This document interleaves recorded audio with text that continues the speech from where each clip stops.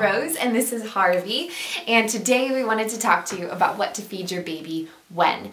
I decided to feed Harvey only homemade baby food, so I was a little extra anxious about making sure that he was getting all the right foods at the right time. So I did a lot of research on this one because there's a lot of opinions out there and everyone seemed to have their own idea of what would be good for a child at what stage, and other moms would guilt trip me like, you're not feeding your baby this yet. So it was kind of confusing, so I really did hit the books on this one so I would feel equipped and make sure he was fed well. And yeah, as you can tell, he's fed very well. He's a little fussy, he just woke up from his nap. Of course, for the first year of the child's life, you're going to want to feed them either breast milk or formula. I recommend breast milk, and that's what doctors recommend also because it's the highest source of nutrition for your child. But if you're using a formula, that's great too. So in addition to formula, at about 6 months, that stops being enough for your child to grow and maintain a healthy weight. But you can start to introduce foods a little bit before that. So from 4 to 6 months, you can begin to introduce more foods. Oh, fussy. Okay, here's the toy. Oh, oh.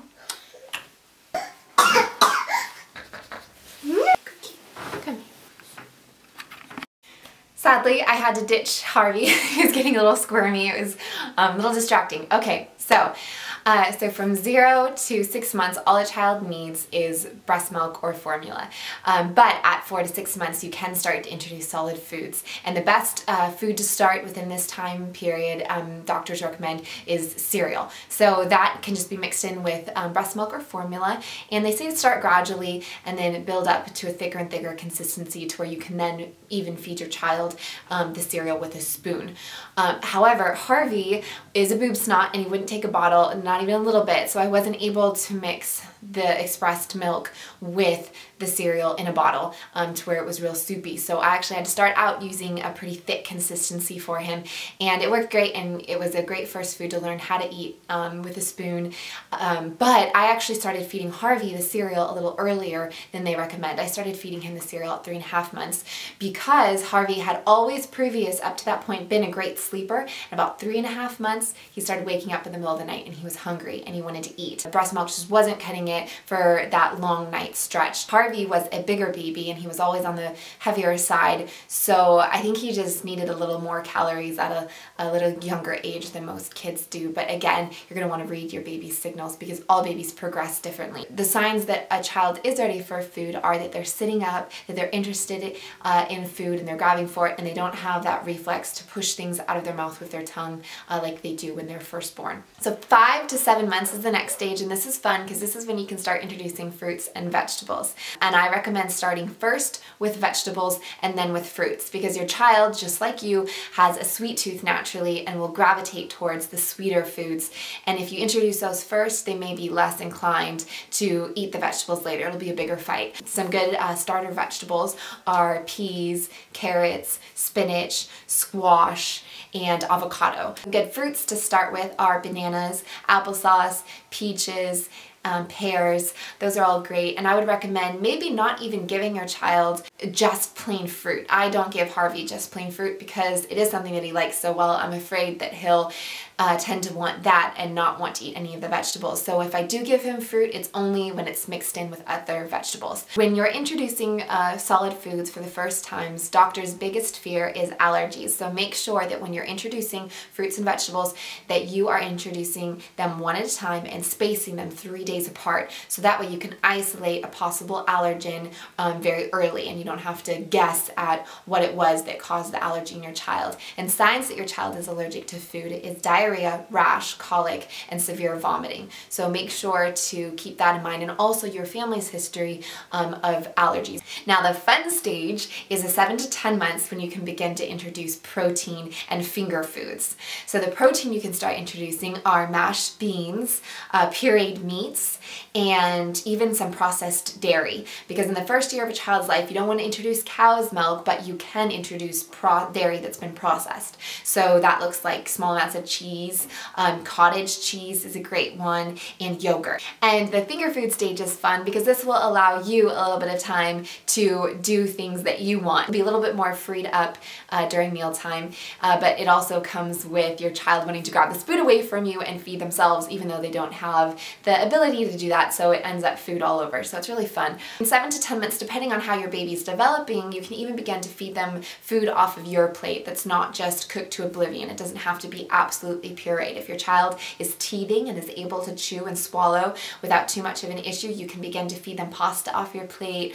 or vegetables that have been cooked but not pureed, and you can cut them into small pieces so they're not choking size. Now at this stage, it's also recommended between 7 and 10 months that you begin to introduce a cup or a sippy cup. So then from 10 to 12 months, you're going to feed your child mostly table foods. At about 12 months, they should be able to begin the weaning process. So this 10 to 12 month stage is really going to be preparing them for that weaning process and making sure that they're going to be getting the main source of their nutrition from food and not from your milk or from formula. You can decide on when to wean your child, but you should begin to prepare your child to at least have the option to wean if necessary. Now, after 12 months, all of the restrictions have pretty much been lifted, so all's fair, and depending on what your child's abilities are and coordination allows, that's what you can feed your child, whatever they're able to handle, because at this point, pretty much whatever your meals consist of, theirs meals can consist of also, but you want to make sure to always feed your child healthy food.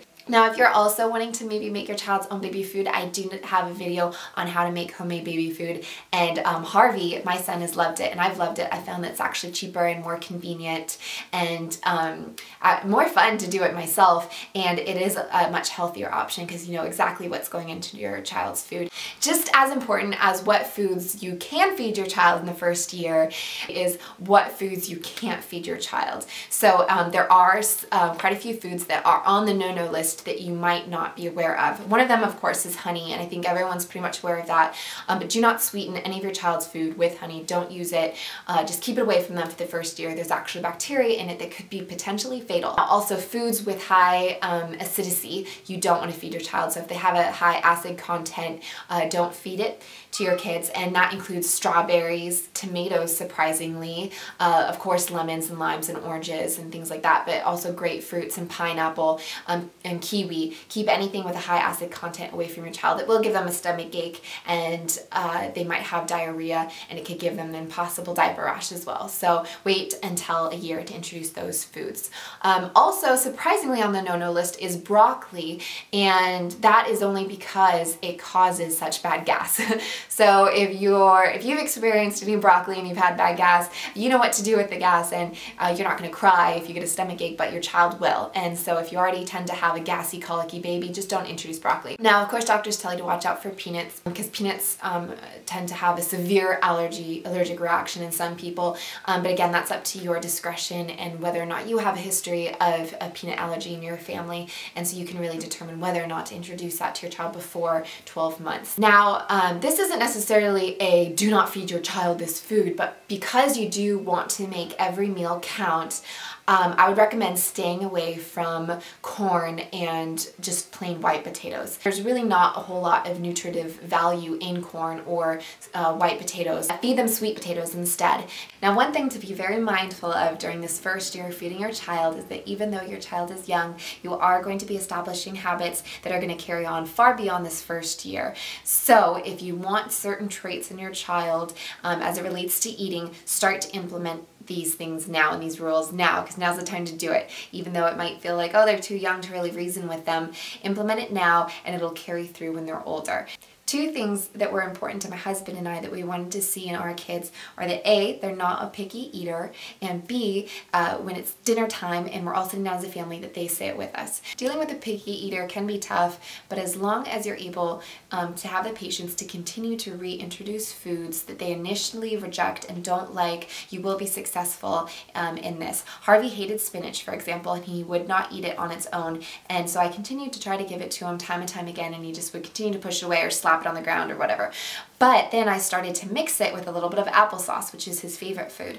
And then over time, I gradually decreased the amount of applesauce that was mixed in with the spinach. And now he eats plain spinach on its own. So that worked great. So I would definitely recommend just staying persistent. Don't let your baby dictate their diet. And if they don't like something initially, maybe it's just because they're not used to it and they haven't gotten used to the texture and the consistency. But continue to stay faithful, to introduce those foods that are really good for them that maybe they don't like. Now, once your child is able to eat finger foods, I do think it's time to start getting them in the habit of sitting down with the family to eat, so that when they're older, they know when it's mealtime, everybody's at the table, and they're just going to sit there until the meal's over, and then they can get up to go and play. So how that looks now is when you sit down to eat your meal, put your kid in the high chair, give them some finger foods, and even though if they start to cry and yell, let them cry, let them whine it out a little bit, and just all sit down and enjoy your meal. And over time, they will get used to, all right, it's mealtime, this is routine, we're all sitting down, everybody's getting up, I get to go up and play now. Now this one can be hard because you do want to be able to enjoy your meal and not to have a crying baby right next to the table if they are fussy and they do have a hard time getting used to this concept. But you also don't want to give in and just let them play during meals, because it's going to be a hard habit to break, and you think, oh, I'll just wait and push that off later when they grow up and I can reason with them, then I'll tell them to sit at the table. Well, that day doesn't really ever come. It kind of just happens gradually, and you get in habits and routines that are really hard to break, and it's going to be hard for your child to break as well. So starting out with the habits that you want to see in the future are really going to help and save you a lot of headache in the future, and it's also going to be less confusing for your child. Also, you'll notice that I'm on my bed, which is weird, but my husband totally built me a princess canopy bed, and I'm super excited. So I've been spending a lot of time here. I have a chandelier above me and beautiful fabric all around me, and so I wanted to do it here. Dual purpose to kind of, A, it's good lighting, and B, I kind of wanted to show off what he built for me. So let me kind of show it to you. It's like my favorite. It's really pretty, and there's silk and chandeliers, and I love it. I mean, thanks for watching, and good luck feeding your babies.